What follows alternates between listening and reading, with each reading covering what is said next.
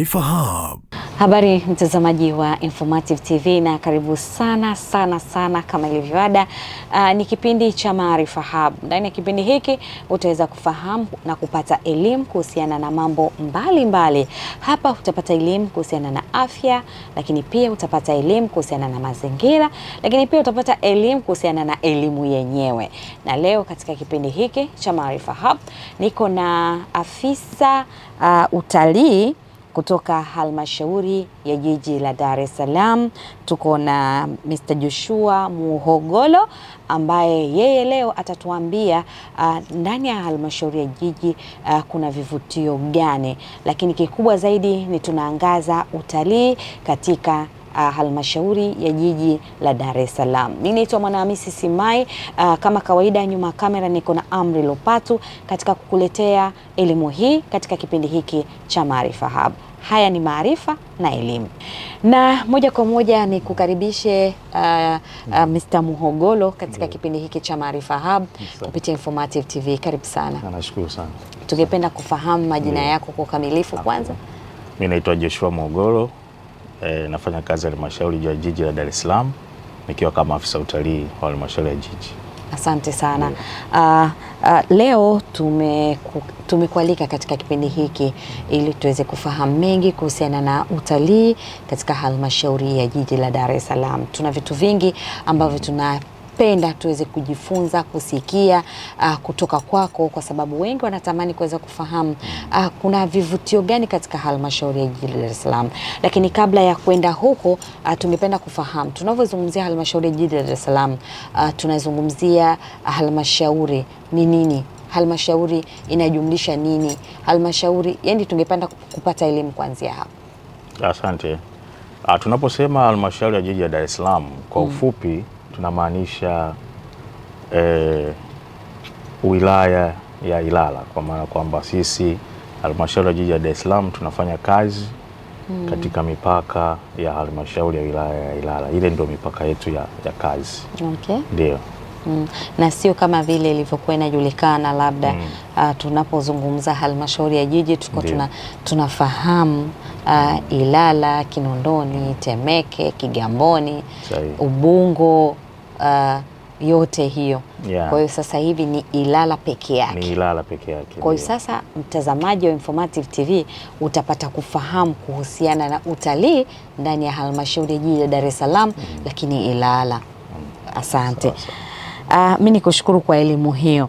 Na moja kwa moja sasa twende tukafahamu tunapozungumzia halmashauri ya jiji la Dar es Salaam, ndani ya halmashauri ya jiji tuna vivutio vingapi? Ndani ya halmashauri ya jiji la Dar es Salaam tuna vivutio vingi vya utalii. Vivutio ambavyo vimegawanyika katika maeneo mbalimbali. Eneo la kwanza kabisa ni historia. Historia yenyewe ya jiji la Dar es Salaam. Lakini pia tuna maeneo ya kihistoria pamoja na majengo ya kihistoria. Na katika eneo hilo pia tuna majengo mengi sana ambayo ni ya kihistoria katika jiji la Dar es Salaam. Lakini pia tuna bustani na pamoja na maeneo ya mapumziko. Okay. Lakini pia tuna eneo la fukwe na bahari ambalo nalo pia linashughulika katika masuala ya utalii na ni kivutio kimoja hapo cha utalii katika jiji letu la Dar es Salaam. Lakini pia tuna utalii wa mjini. Unajua jiji la Dar es Salaam ni mji mkongwe. Okay. Ni mji wa muda mrefu. Na ni kati ya majiji ambayo yanakuwa kwa kasi sana Afrika. Okay. Kwa hiyo pia tuna utalii wa mjini. Utalii wa mjini ndio kwa maana ya urban tourism. Okay.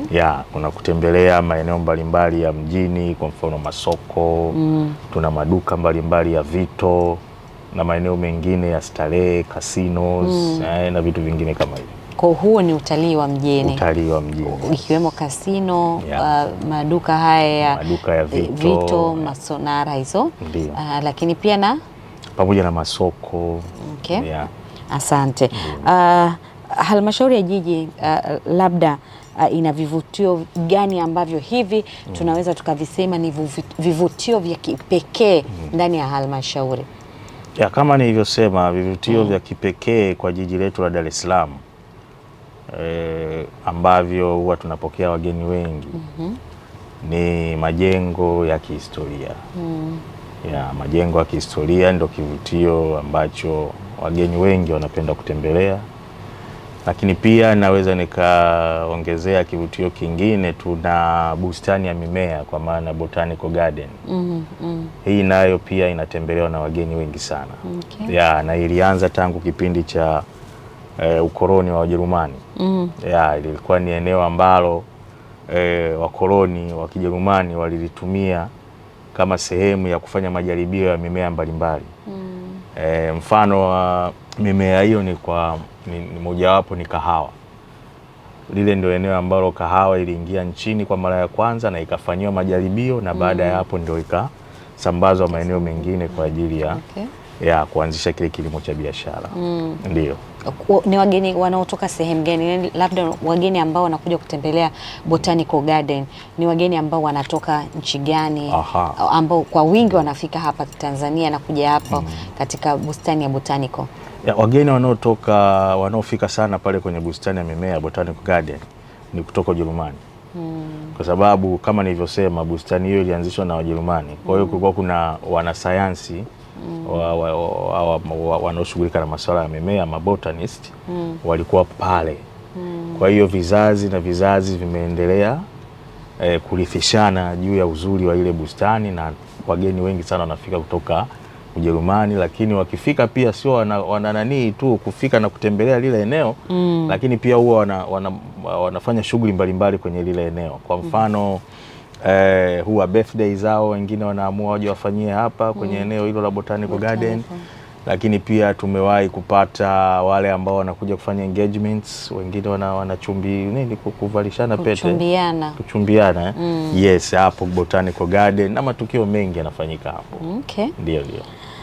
Kwa mtu sasa ambaye labda anataka kuja kufanya sherehe kama hizo katika hivyo vivutio kama Botanical, labda kuna kibali chochote ambacho anatakiwa kukipata, ama tu labda mimi nimeamua nataka sherehe yangu ende ikafanywe kule, naamua tu kwenda? Nashukuru. Ni sahihi kama ulivyosema. Halmashauri ya Jiji la Dar es Salaam imejipanga katika kupokea wageni, lakini pia na kutoa huduma mbalimbali kwa wageni.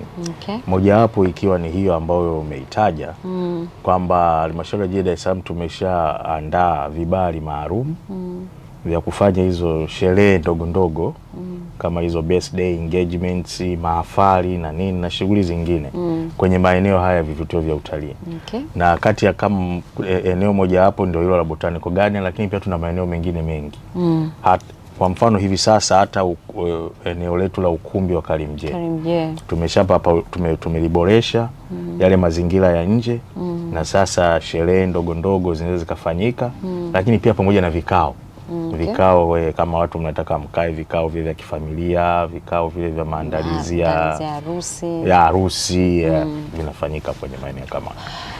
Mtazamaji wa Informative TV, bila shaka umeweza kusikia hapa, kama una harusi basi unahitaji kuweza kufanya katika kivutio kikubwa cha utalii cha Karimjee, basi unaruhusiwa kwenda halmashauri ya jiji na kuweza kupatiwa kibali kwa ajili ya kuweza kufanya shughuli yako hiyo katika sehemu ya kivutio cha utalii cha taifa cha Karimjee. Na sasa tungependa kufahamu kuhusiana na swala la uendelezaji wa hivyo vivutio vya utalii. Kuna mikakati yoyote ambayo imeipanga ama inaendelea katika kuendeleza wanafunzi wa shule za msingi, sekondari na vyuo vikuu katika kutangaza hivyo vivutio vya utalii katika vya jiji la Dar es Salaam? Kwa sababu wapo ambao wanatoka hapa Tanzania wanaenda moja kwa moja kusoma nje ya nchi, wana fursa kutangaza vivutio vya utalii vya ndani, lakini hawajui, hawapati fursa hizi. Mna mikakati gani ya kuweza kusaidia? Nashukuru mtangazaji. Halmashauri ya Jiji la Dar es Salaam kwanza tumetoa hii elimu ya utalii na zaidi sana kuhamasisha hawa wanafunzi ambao wapo katika hizi shule zetu, kwa shule za msingi, sekondari mpaka vyuo, waweze kutembelea katika maeneo yetu ya vivutio vya utalii. Na tunashukuru tumeanza kupokea Tunapokea wanafunzi wengi tu kutoka katika shule mbalimbali wanaokuja kujifunza kwenye maeneo ya vivutio vya utalii. Na wanafunzi hao pia kuna maeneo ambayo wanayapendelea sana kujua elimu ya mimea. Na sisi kama halmashauri ya jiji la Dar es Salaam tuna mtaalamu wa mimea botanist ambaye ndio huwa anawaongoza sasa kwenye maeneo hayo ya mimea, kuhusu mimea hasa kwenye bustani yetu hiyo ya Botanical Garden. Lakini pia tuna msitu wa hifadhi. Msitu ni msitu wa asili huko Zingiziwa, unaitwa msitu wa Zingiziwa. Okay. Sijui umewahi kusikia? Na usikie. Yeah. Msitu wa Zingiziwa. Ila sijafika. Inabidi mimi nikafanye tunapokea wanafunzi. In fact tumepokea mpaka wanafunzi wa kutoka hii shule ya kimataifa IST. Ya wamefika Zingiziwa na tumeshiriki nao katika shughuli mbalimbali za misitu. Okay. Ikiwa ni pamoja na upandaji miti. Okay. Hiyo ni kwa ajili ya wanafunzi. Elimu ambayo huwa mnatoa kwa njia gani kuwafikia wengi, kwa sababu ni wale ambao wanawafuata? Lakini je, nyinyi mnatoa hiyo elimu kwa njia gani ili wao waweze kuipata popote pale? Nashukuru. Ni sahihi, tunatumia hizi media. Tunatumia media kama hii ya leo. Nafikiri ni nafasi nzuri kwetu pia watu waweze kufahamu, lakini pia na kutumia fursa hii sasa kuja kutembelea vivutio tulivyo navyo. Lakini pia tunatumia redio yetu. Kuna redio ya jiji ambayo inaitwa City FM. Na hiyo pia tunaitumia, lakini pia na media zingine. Lakini pia huwa tunaandaa vipeperushi hasa vile vya kidijitali vile na kuvisambaza. Kwa mfano katika hivi vyuo huwa tunatumia utaratibu huo, tunasambaza kwenye yale magrupu yao. Kwa hiyo huwa wanapata hizo taarifa kupitia hizo media. Kuna vyuo kuna vyuo afisa, kuna vyuo ambao kuna wanafunzi ambao wanatoka kabisa nje ya nchi na wanahitaji wanapofika, labda mwanafunzi ameenda kusoma Cyprus, mwanafunzi ameenda kusoma Malaysia, ameenda India, China, wengi makundi ya wanafunzi wanatoka kwenda kusoma huko. Wale huwa mnawafikia kwa njia gani? Kwa sababu wale wanahitaji kupewa elimu zaidi ili waweze kwenda kutangaza kule nje ya nchi. Sawa. Nashukuru kwa swali zuri. Labda tu ni kwa sisi kama halmashauri ya Dar es Salaam bado hatujafikia hatua hiyo, ila nikiongelea labda kwa habari ya nchi kama nchi, upo utaratibu umewekwa kupitia Bodi ya Utalii Tanzania, TTB. Hata mtu binafsi kama wewe umepata safari unataka kwenda Dubai na unawiwa moyoni mwako kuitangaza nchi yako, unatakiwa ufike pale Bodi ya Utalii. Watakupokea, utajieleza, bwana nataka kwenda na safari ya nje. Watakupa promotional materials. Kwa sababu mimi nimeshawahi kufanya hivyo.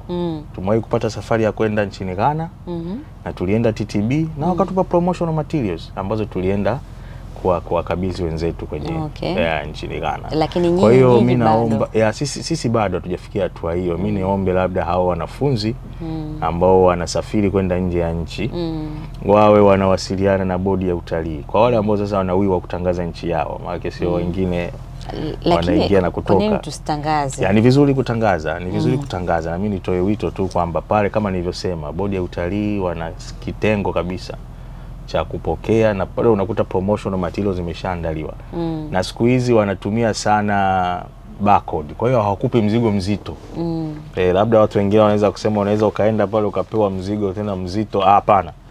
Wanatumia tu promotional material ndogo ndogo, lakini zina barcode. Kwa hiyo mtu anaposkani ile QR code basi anapata information. Mtazamaji wa Informative TV, kama ambavyo tumekuambia, kipindi hewani ni Maarifa Hub. Mimi naitwa Mwanahamisi Simai, niko na afisa utalii kutoka halmashauri ya jiji la Dar es Salaam, ambaye moja kwa moja hapa, lengo la yeye kushiriki katika kipindi hiki ni kuweza kutoa elimu kuhusiana na swala zima la utalii uliopo katika halmashauri ya jiji la Dar es Salaam. Kama nilivyokuambia hapo awali, tuko na Joshua Mhogolo, ambapo moja kwa moja hapa ametueleza mambo mengi kuhusiana na utalii.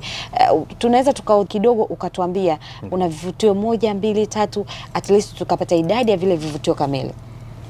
Nashukuru mtangazaji.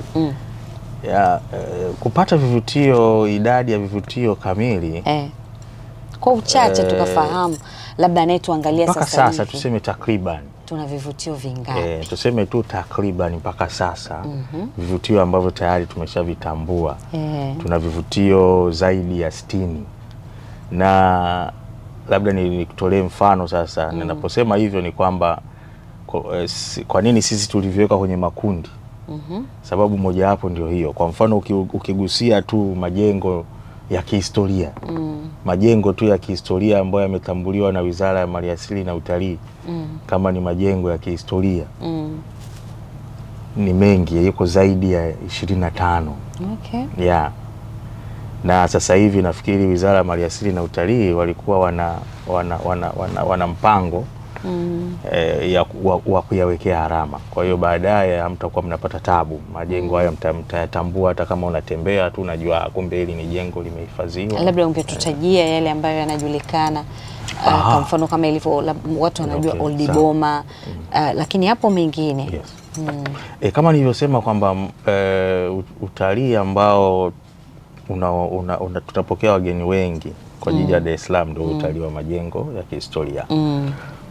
Kwa hiyo kwa mfano jengo la Old Boma, tuna majengo kama makanisa yale ya St. Joseph, Azania Front, tuna majengo kama Karimjee, tuna jengo kama City Hall. Ni jengo pia ya kihistoria, limeshakuwa lipo gazetted kabisa, City Hall. City Radio. Pale kwenye jengo lilikuwa la City Radio. Lile pia ni jengo la kihistoria. Na majengo mengine. Kuna misikiti, msikiti wa Ibadhi, msikiti, majengo ni mengi ya kihistoria. Na hiyo umesema Botanical Garden, hii ilikuwa ni bustani ya mimea. Hii ni bustani ya mimea. Ni bustani ya mimea, lakini wenyewe Wajerumani walikuwa walianzisha kama bustani ya kisayansi, wanaziita scientific gardens. Kwa hiyo walikuwa wanajaribu mimea mbalimbali. Kama nilivyosema kwamba zao hili la kahawa lilianzia pale, lakini pia kuna mazao mengine, sio kahawa peke yake. Nakumbuka pia tuna katani hiyo ambayo imelimwa ukanda Morogoro mpaka Tanga. Yes, walijaribishia pale. Lakini pia kuna miti aina nyingi sana iko pale, walikuwa wanafanya majaribio pale. Mitiki na nini na miti mingine ya asili pia imejaribiwa pale kwenye hilo eneo.